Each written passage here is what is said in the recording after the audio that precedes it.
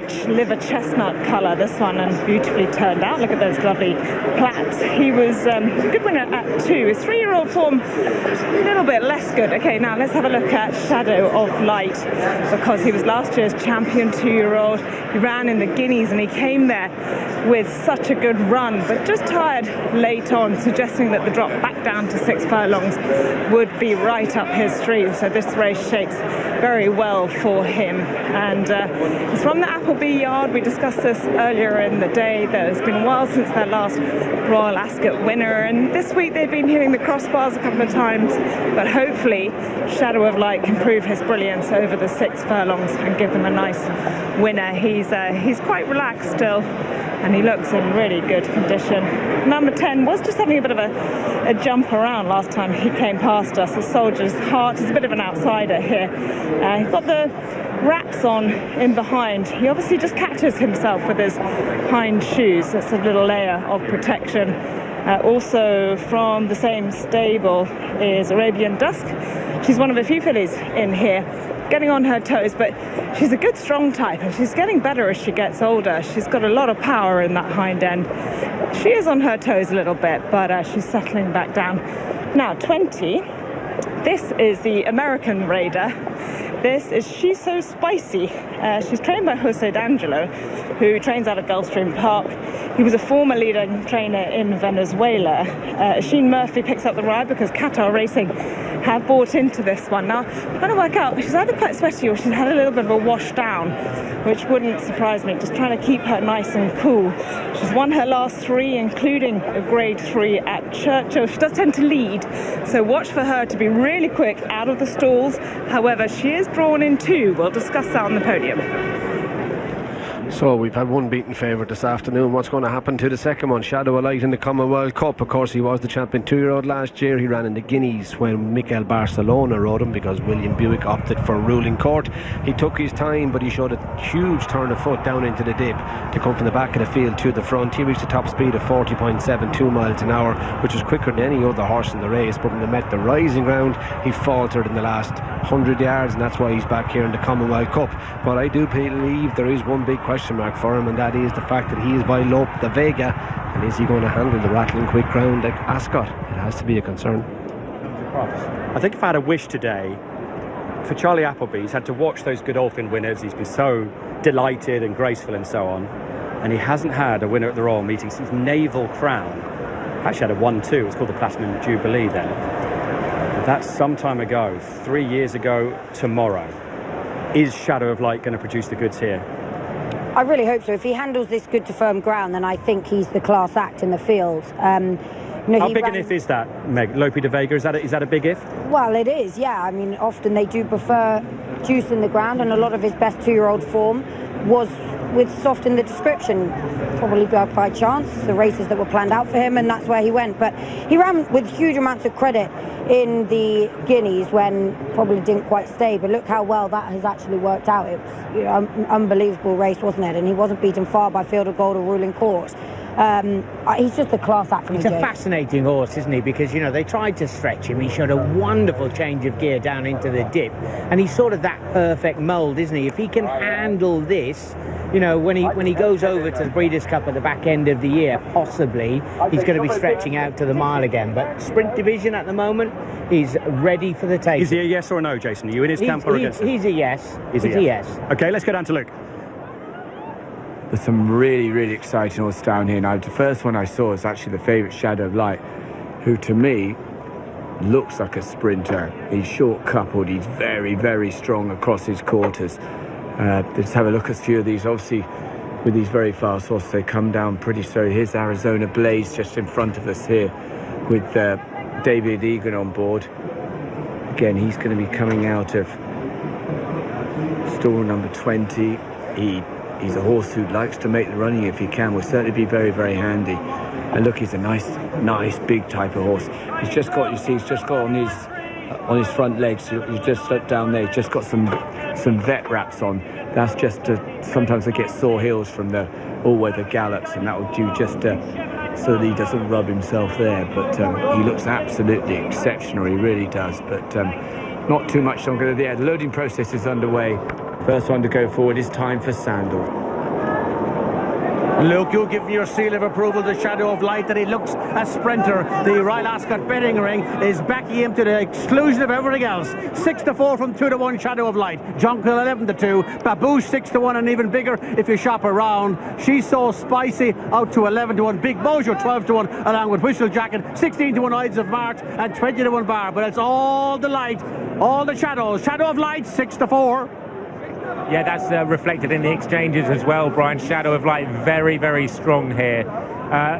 There are nibbles. Kevin Blake will like the sound of this. People are nibbling at Lady with the Lamp at prices on the exchanges. 2 horses that are weak are Babouche and also Whistle Jacket, easy to back. Time for Sandals could be a big price. Harry Eustace this week has run Docklands, who won, Divine Comedy, who was 5th in the Ascot Stakes, Labotte, so unlucky, 2nd in the Britannia. All his horses running well, but drawn 1. Where would you want to be? Well, exactly, drawn 1. However, drawn right next to She's So Spicy, who's drawn in 2, who's a definite pace angle here. She's she's quite guaranteed to go forward. So does she go forward in the hands of Oisin Murphy in a straight line, or do they tack across like we saw in the last race? I think Oisin will try to tack across towards the middle. You've also got pace in Arizona Blaze in 20. I still think it's middle to stand side, especially with the fancied runners. They are drawn middle to stats. So many good horses in this race. Great to see Ger Lyons and Colin Keane back together with Babouche. Jonquil, who won the Greenham, also for Judgment. Christophe Soumillon for the in-form Andrew Balding. And there's that spectacular 6-furlong carpet they'll be about to sprint down. Ides of March, very well regarded. Just about to move forward, and then there'll be one left in the middle. Looks like it's going to be Rayevka and Mikel Barcelona. Here we go then, the Commonwealth Cup, the 10th anniversary of this race with Mark. So the runners lined up across the track. 21 3-year-old sprinters for the Grade 1 Commonwealth Cup. They're in the gate and they're off. A very good beginning for Strong Warrior in the centre, claims the lead, also showing very good speed over on the far side. She's So Spicy, being followed early by Time for Sandals, and then towards the near side, Ides of March is right up there to go with Arizona Blaze. Running keenly at the moment is Babouche on the heels of the leaders. Araby, another one who goes forward, and also not too far off the speed towards the near side is Shadow of Light. So they race inside the final half mile of the Commonwealth Cup. The overall leader may just be She's So Spicy on the far side, but now we see that the near side group begin to gain an advantage, led now by Arizona Blaze and then Araby, who races in second, and then making ground towards the centre of the course is Soldier's Heart. He's then being followed by Sayidar Darian. After Sayidar Darian is Carla Ridge, and then Ides of March has been ridden along. Shadow of Light being produced towards the near side, followed into the race by Rayevka. Still over on the far side, Time for Sandals has come to now lead She's So Spicy and trying to get involved. Sky Majesty on the near side, however. Arizona Blaze still right there with Rayevka right towards the near side rail. There's another 100 yards to go on the far side. Time for Sandals may just have the lead. Arizona Blaze, Time for Sandals, Arizona Blaze, that's the 1-2. Rayevka followed home by Sayidar Darian, and then a break back to Big Mojo, who never got any nearer, and also picking up late for a bit of it was Sky Majesty. Well, she's had to do this all on her own from about halfway. Time for Sandals took the lead off She's So Spicy over on the far side, and she's won here for Richard Kingscott and Harry Eustace, and has beaten Arizona Blaze on the near side in second. Rayevka has come from a very long way back in third, and then Sayidar Darian in fourth. In the end, it was Shadow of Light who got going late to get fifth. He was not too far off the speed early, but he could never land a blow. At 25-1, Time for Sandals wins for Harry Eustace and for Richard Kingscott, the winners of the Commonwealth Cup. I mean, this is just a dream week for the Eustace family. Time for Sandals from stall 1 for Harry, who trained the winner of the Queen Anne with Docklands earlier this week, his first Group 1 at the Royal Meeting. All his horses have run well. This was only the 4th he'd had, as we talked about before the race. Jason, far left. We had eyes on Shadow of Light near side, but it's Time for Sandals. Look, she's swinging. And just look as well, from stall number 1, so Richard has gone back and behind runners, so he wasn't going to be sort of posted right over towards that far side round. He goes and commits. We've got no idea as to who is in front, and she's looking for a little little bit of company, starts to edge towards the centre. Richard Kingscote on board. They thought early on, the team, he saw he ran her in the trial at Newbury early on over 7. Exactly, so she's now down to the 6 furlongs, and like Ed said, she really travelled into it, and then she had to be brave because she went away from her group, had nothing to run against, but she's been placed all one in all of her 5 starts. She was second in the French Group 3 last time out, but goodness me, for Harry Eustace, what a week.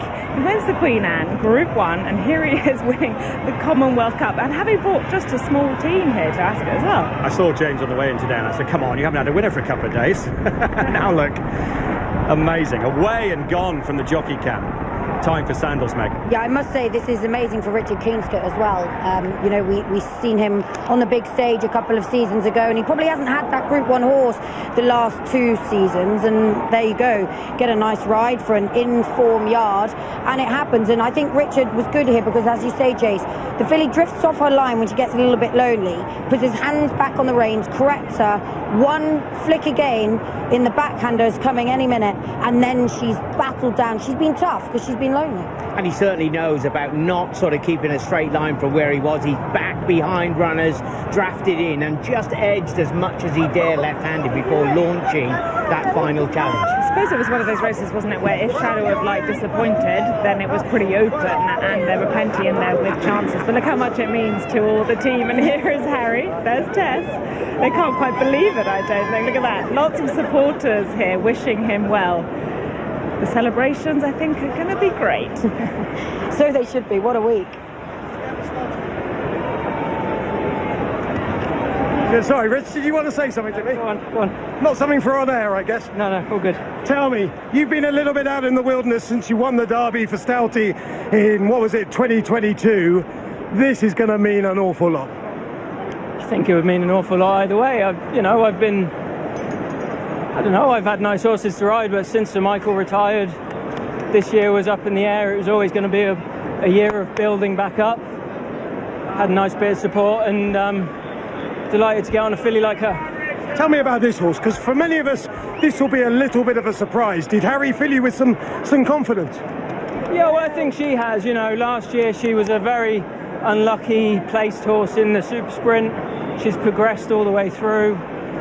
Unlucky last time, I felt. She done a spectacular bit of work a couple of weeks ago in Newmarket. I'm delighted to ride Harry a big winner because he's a gentleman and his yard is such a happy yard. It's really nice to ride a good winner for them. Well, he's in love. That's the great thing. That's what love does for you. But your 7th Royal Ascot winner, they're hard to get. They mean so much. Yeah, they are very difficult to come by, and I'm delighted. And of course, recently, Rich, you had a good stint in Hong Kong. I'm sure you'd very much like to go back one day. This just shows everyone in Hong Kong what a terrific jockey you are. Then they do a lot worse than you. Yeah, I've been very fortunate with that stint, came out of the blue, and it ended up going very well. Look, I've been extremely fortunate to ride winners all over the world, and the future's bright. In front of the king, he is king. He rides his 7th Royal Ascot winner, his first Royal Ascot Group 1. For Harry Eustace, it's 2 Group 1s in the space of a few days. Here comes the winner of the Commonwealth Cup in the colours of the Bevan family. Harry Eustace cannot believe it. Nice tie, Harry, you chose well. I had to. If I went any earlier, they would have done, and they were ahead of us.